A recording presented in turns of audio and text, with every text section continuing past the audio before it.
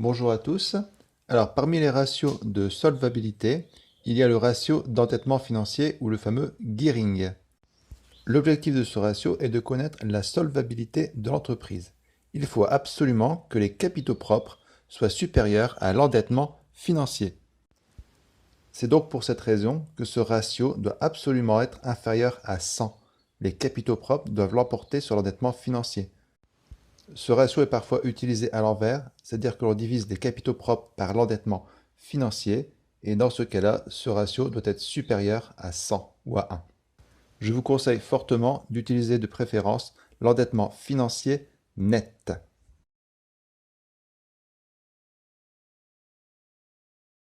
Nous sommes donc arrivés à la page 18, les garanties. Alors pour obtenir un emprunt, parfois le banquier demande des garanties.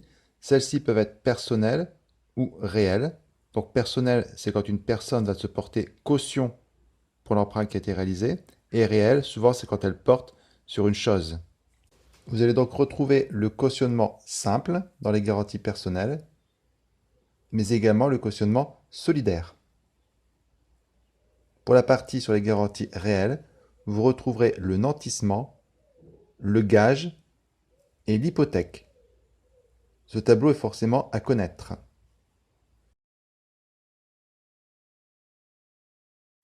Alors, c'est un exercice de synthèse qui est tout à fait original car au départ, on vous demande de reclasser les créances selon le long terme, le court terme, de travailler avec les créances douteuses. Ensuite, on vous demande de réaliser le bilan financier, de calculer le fonds de roulement financier, la capacité de remboursement, et enfin de réaliser une analyse financière à partir du bilan financier et de l'ensemble des ratios que vous aurez calculés. Pour répondre à la première question, il faut d'abord regarder au bilan comptable. Au bilan comptable, nous retrouvons deux sortes de créances, des créances clients et des autres créances d'exploitation.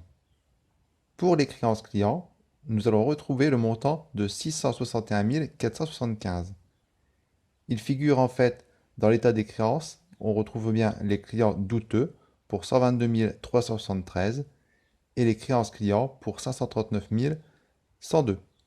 Ensuite, pour les autres créances clients, les 80 399, c'est l'addition en fait des charges de personnel et comptes rattachés, de la sécurité sociale et autres organismes sociaux, de la TVA et des débiteurs diverses. Le tableau des créances en fait nous montre que dans les créances douteuses, il y a 86 373 euros qui ont été reclassés à plus d'un an. Donc on a des grosses incertitudes sur le fait d'être payé par ce client, plus de 70%, enfin environ 70%. Donc ce sont des créances qui ne sont pas liquides et il sera donc nécessaire de les reclasser dans le long terme. Pour la question 3, on s'aperçoit qu'il y a une dotation pour dépréciation de 83 655. Donc il y a 99% de chances pour que cette dotation concerne en fait nos fameux clients douteux. Conséquence, quand nous réalisons le bilan financier, nous voulons des valeurs nettes. Il faudra donc retrancher aux 86 373 de clients douteux les 83 655 afin d'avoir un montant net de créances douteuses. Je m'intéresse d'abord aux informations complémentaires. Premièrement, ils me disent par prudence que les CCA, les charges constatées d'avance, sont considérées comme fictives. Si elles sont fictives, ce sont des non-valeurs. Il faudra les retirer de l'actif.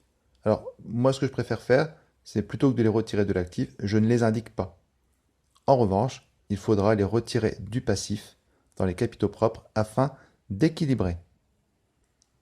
Deuxième chose, les dividendes s'élèvent à 16 000 euros.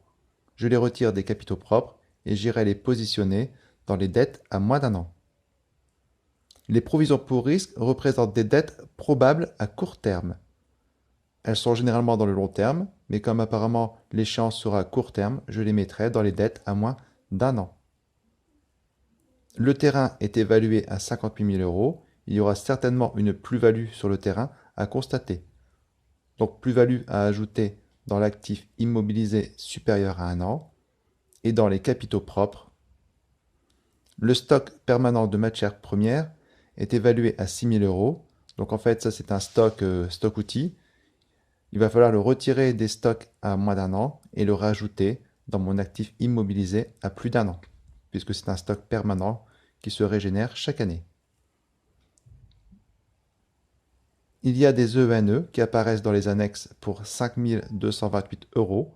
Je vais donc les rajouter dans les créances et les rajouter dans les dettes à moins d'un an, au passif. Enfin, il y a un bien qui est pris en crédit bail. Je ne m'occupe pas de cette information puisque je considère que si nous arrêtions aujourd'hui l'activité de l'entreprise, le bien ne nous appartient pas, on ne pourrait pas le vendre pour récupérer des liquidités. Et n'oubliez pas que le bilan financier est de connaître la solvabilité de l'entreprise. Or, ce bien ne nous appartient pas, donc aucun retraitement à faire sur le crédit bail.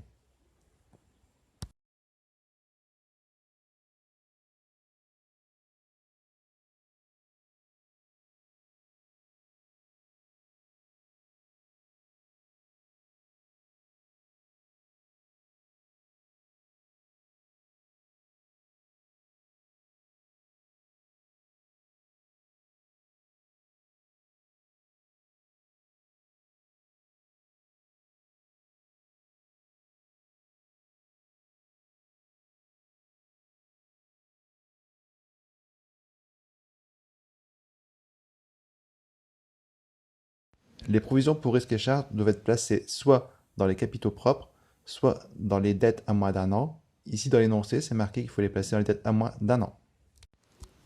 Dans notre énoncé, il est bien indiqué qu'elles sont à court terme.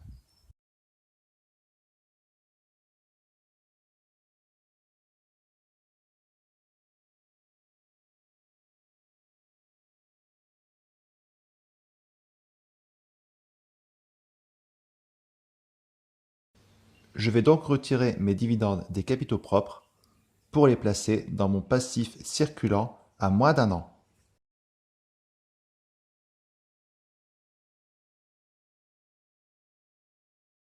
Alors, concernant les non-valeurs et les plus-values, j'ai choisi de ne pas faire de tableau.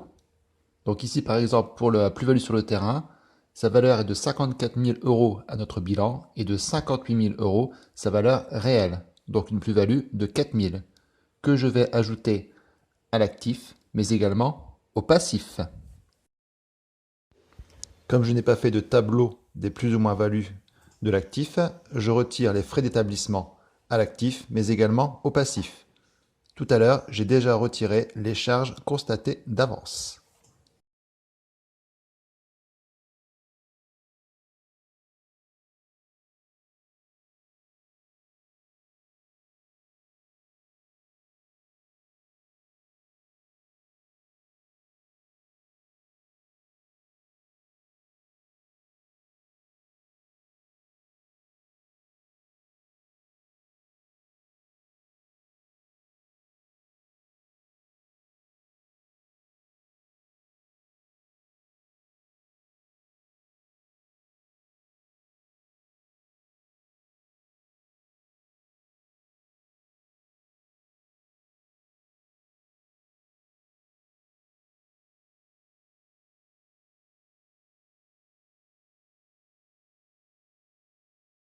J'en profite pour vous signaler que dans les actifs immobilisés, vous avez des autres immobilisations financières pour 2670. Quand on regarde bien, elles sont à plus d'un an, donc il n'y avait aucun retraitement à effectuer.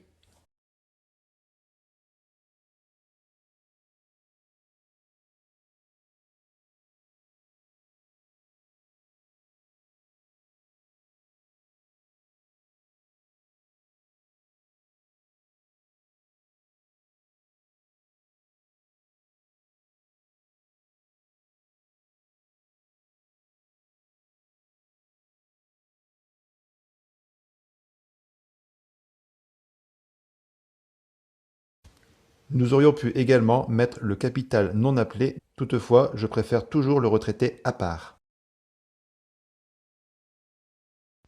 Comme vous le voyez, quelle que soit la méthode, nous aboutissons au même résultat.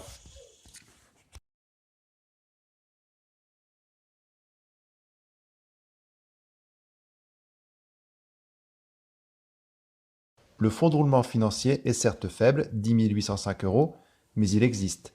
Quant au ratio d'équilibre financier, il est supérieur à 1.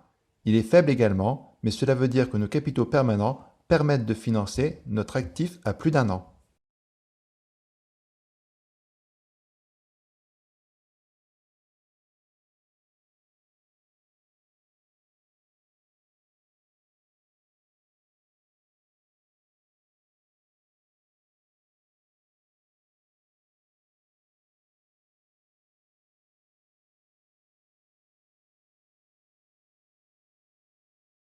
Concernant les ratios de liquidité, le premier, celui de liquidité générale, nous trouvons 1,01, ce qui veut dire que notre actif circulant à court terme permet de payer nos passifs circulants à court terme également. Mais le niveau est très faible, on n'est qu'à 1,1. Toutefois, il est positif. Si nous intéressons maintenant à la liquidité réduite, dans le calcul, nous retirons la valeur des stocks. Ne pas oublier ici le stock outil. On trouve 0,53, sachant que plus ce ratio est élevé, mieux c'est. Ce ratio, je trouve qu'il est plutôt faible, car on a énormément de stocks. Là, je vois qu'on a 612 073 euros de stocks, ce qui est énorme. Donc, le temps que nous vendons ces stocks, nous n'avons pas la liquidité pour subvenir aux passifs à court terme. Concernant le ratio de liquidité immédiate, il est vraiment très faible, 0,004, ce qui signifie que nous avons très peu de trésorerie, 5 197, alors que nos passifs exigibles sont de 1 261 194. C'est vraiment une situation très préoccupante, ce faible niveau de trésorerie.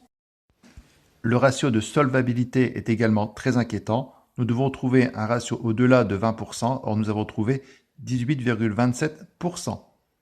J'ai trouvé les 338 326 dans le bilan financier, c'est-à-dire les capitaux propres. Le gearing est beaucoup trop élevé. Nous trouvons 238% ou 2,38. Or, ce dernier doit être inférieur soit à 100%, soit à 1. Donc, l'entreprise paraît trop endettée. Si nous souhaitons analyser la situation, nous pouvons conclure qu'il y a une très bonne liquidité générale. En revanche, la liquidité réduite est inquiétante et encore plus la liquidité immédiate. Gros problème, je trouve que les stocks sont trop élevés. Il faudrait sans doute revoir leur gestion. La capacité de remboursement est supérieure à 3. Ce n'est pas catastrophique, mais ce n'est pas bon. Le fonds de roulement financier est de 10 805 euros. Il est positif, donc rien d'inquiétant, même s'il est relativement faible. Le ratio d'endettement est en revanche inquiétant. Enfin, on peut conclure que l'autonomie financière est assez faible. Les capitaux propres ne couvrent que 22% des dettes.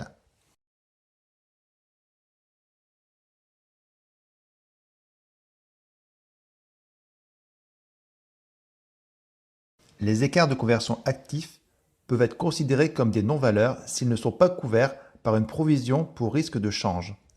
Dans notre situation, sur les 18 000, il y a 11 700 euros qui sont couverts. Dans ce cas-là, je les replace dans l'actif immobilisé à plus d'1 an.